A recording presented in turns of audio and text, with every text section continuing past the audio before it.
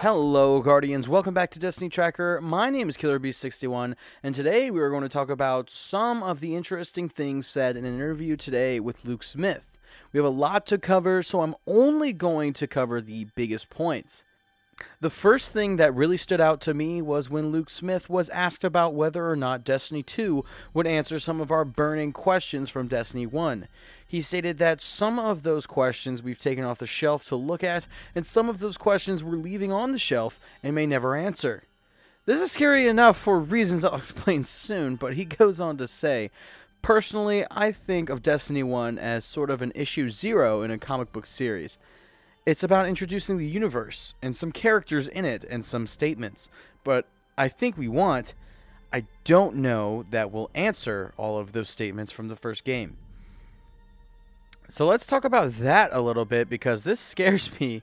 What just happened there was Luke Smith just told us that some things from the first game will flat out just be ignored. Like, we're just going to pretend it never happened.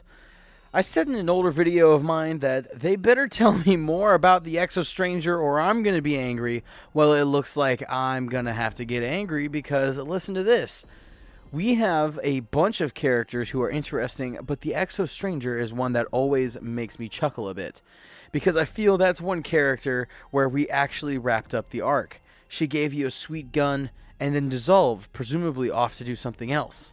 Well, she better come back because her gun is garbage and I want a new one. Because I refuse to accept the whole story of Vanilla Destiny was to talk to this person so she can give you a gun and leave. No. Just no. Moving on to one of the more interesting parts of the interview, and the part that actually brought us some new info, is when Luke Smith was asked about the changes to the old subclasses and the thought process behind straight up replacing them. He said that they loved Ward of Dawn so much that the new Sentinel subclass has a perk tree that allows the Guardian to deploy a good old-fashioned Titan bubble, which is awesome. It really feels like they didn't actually take away from the Void Super for the Titan. They just added a sweet new shield to it. I cannot wait to play it.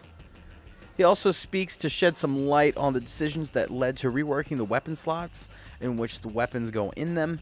He tells us about how the new callout system will actually inform your teammates as well as your enemies of your location and what kind of power weapon you're carrying, which will probably prompt you to move a certain way and think more carefully about your loadout.